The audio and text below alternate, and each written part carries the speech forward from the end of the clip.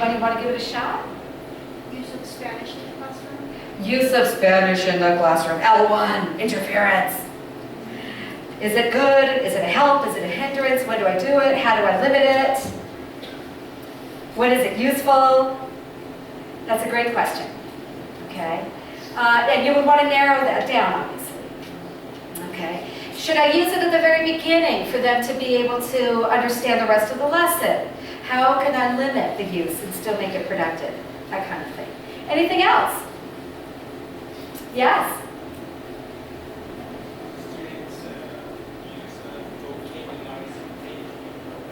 Students' use of spontaneous vocabulary. That would be another one, okay? So you're talking about the actual content of what you're teaching, the methodology. You could be, just look at one part, how well do my students listen? Should I teach more note-taking skills to help them listen better? Classroom interaction. Learner language. Is there an interlanguage going on? Are my students fossilizing in certain structures? What can I do about that? Grouping arrangements. The extroverted teachers tend to always use cooperative learning and forget that the more introverted students sometimes need to work alone. We focus so much on cooperative learning that sometimes we forget we need to give space for individual work as well. Materials. What kind of materials to use? Do I always use YouTube? How often do I use the text? How do I see the textbook? Is it a guide? Is it a reference?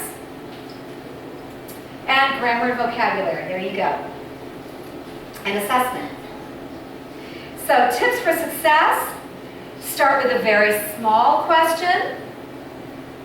Gather a circle of critical friends. Don't just get the friends that are going to tell you how smart you are all the time, because you know you're a genius anyway.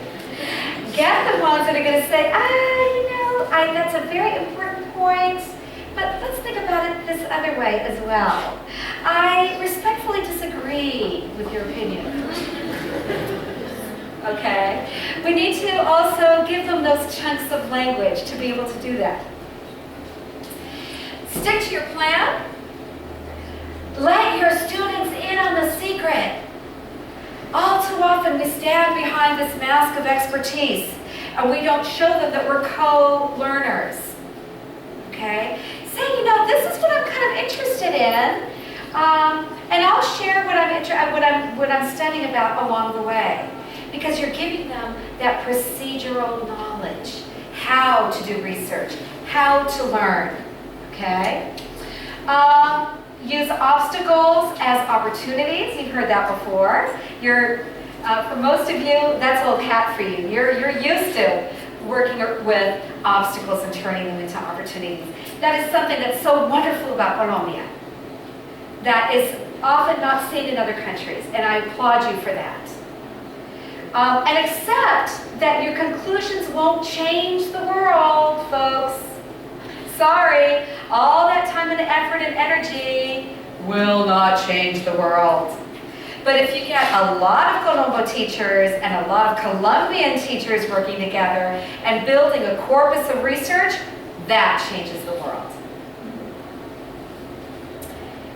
Once you can get to this PowerPoint, I have lots of links for you for examples of action research, books, communities of action researchers, and journals that you can go to see more examples of action research. So I'll leave you with two more thoughts. How many of you have read anything by Ira Shore? He has a wonderful book called Empowering Education, Critical Teaching for Social Change. And in his book, one of his points is that to be a phenomenal teacher, you need to extraordinarily re-experience the ordinary.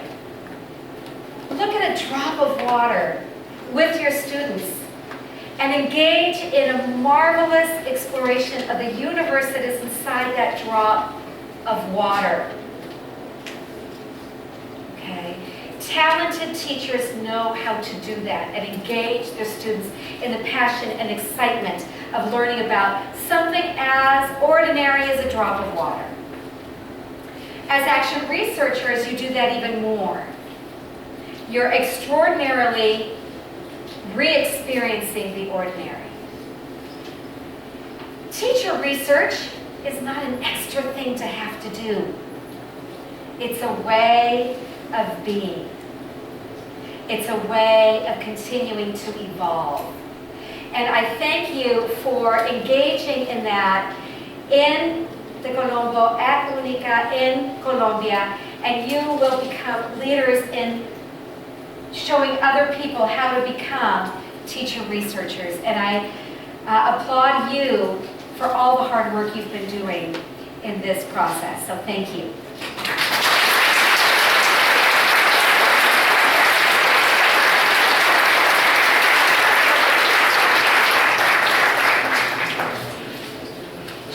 Is there time for questions? I can take one or two questions if there is a question that's niggling in your ear. Anybody have a question about action research or Moore's Law? One over there? Yes. Yeah. It's not about action research, it's more research. This is a research question versus an action. I can repeat so everybody can hear. I think the question is for you as a researcher. For me as a researcher. Mind you, I'm no expert. Well, but you're more expert than me. I'm more experienced. Okay. There are times when you're dealing with your research and you feel like you're getting, say, you're getting yourself in a hole and you can't find answers and neither your, let's say, coaches or the so what do you do?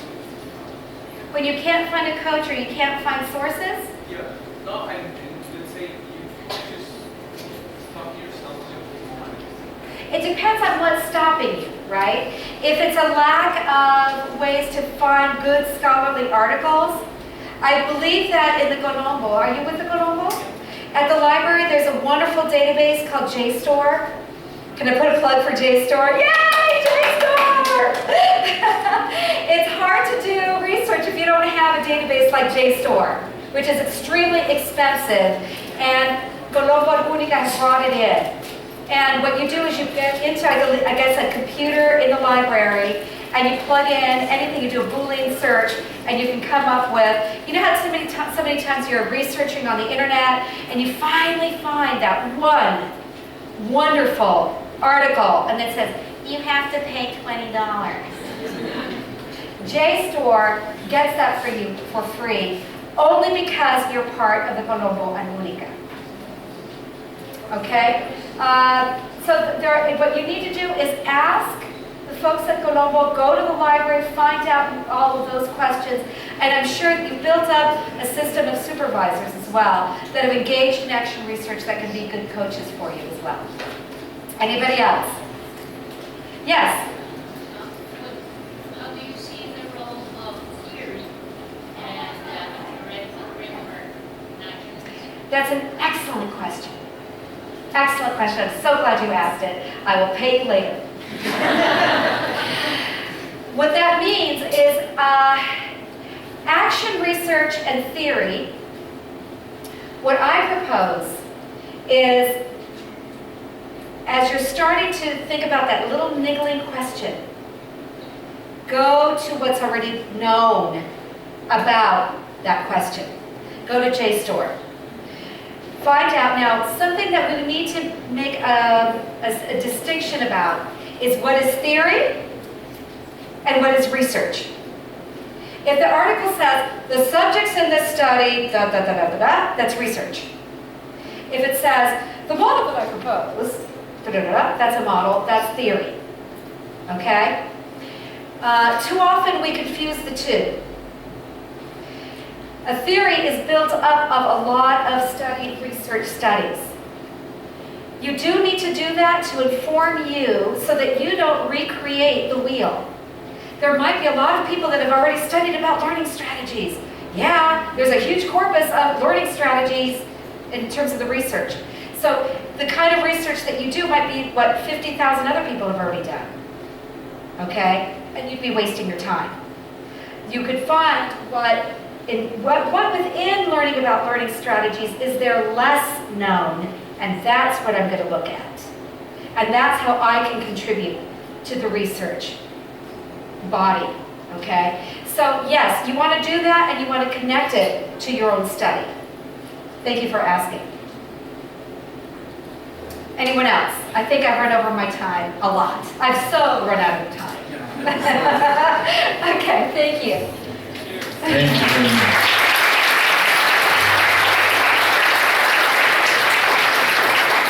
So just for your information, a lot of the titles that I saw in that presentation are in the library. We just purchased a whole bunch of books this year.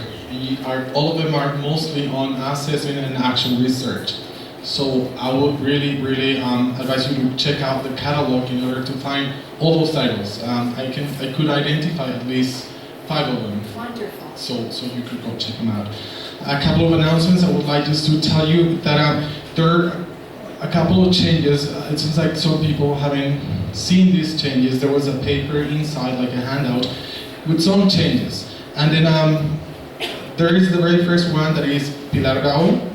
Her presentation, the challenge of achieving the standards in writing, it's going to be in room 216. This was given to you in the program, just in case, because it seems like some people didn't notice. There is a new presentation that was not included in the original program just because it came a little bit late, and it's one from Felipe Cardenas, Maximizing EFO Students' Writing Skills Through an Asynchronous Network, Facebook. That's in room 205. Okay.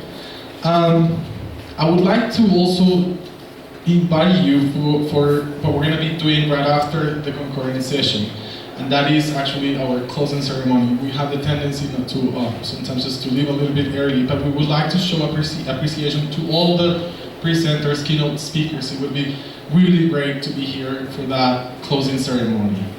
In case you want to attend anyway, I know you're going to be here, but if you are going to be asking for your diploma, you have to fill out the evaluation from the conference, and then you can ask for your diplomas in the registration area, okay?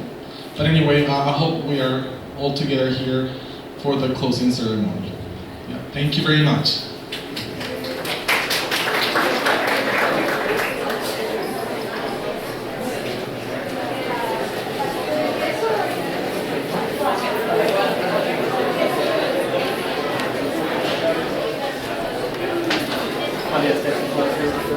Señor. Los televisores.